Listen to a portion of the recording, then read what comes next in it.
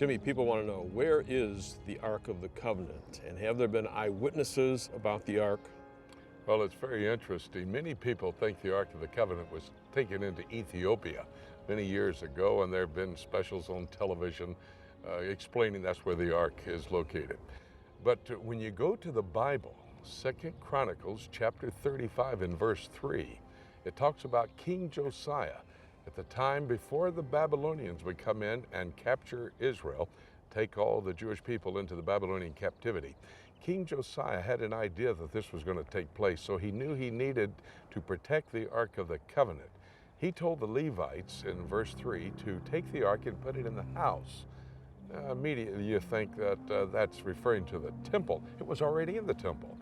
About 400 years earlier, King Solomon, when he built the temple, took the Ark and put it in the Holy of Holies. And the Bible says in 1 Kings chapter 8, the glory of the Lord filled the house of the Lord so much so that they couldn't stand it.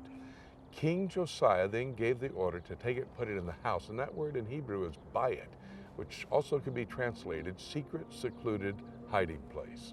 And that was a place that was prepared by Solomon the king when he built that temple underneath the Holy of Holies. Right back here where the Dome of the Rock is. Where the Dome of the Rock is. The foundation stone underneath that dome is where the Ark would have set.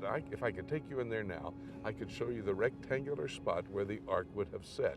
When they picked the Ark up, you have to have the Levites to move the Ark, 4 Levites, and they picked it up and they took it under and put it in a secret, secluded hiding place.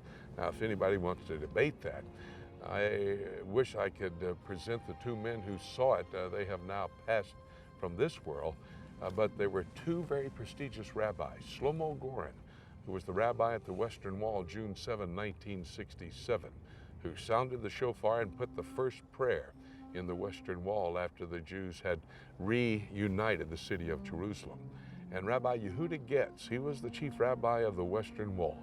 These 2 men in 1982 went in at Warren's Gate underneath the Temple Mount area, and they both told me, I have it recorded on video, they saw the Ark of the Covenant under there. I asked them both, I said, why did you not bring the Ark out? And they said, we don't have a place to put it. As soon as we have a temple, we'll bring it out, put it in the Holy of Holies. A rabbi who is actually the one who started all of this study to prepare to build the temple, Nachman Kahana. He has a synagogue right in the midst of the Arab quarter.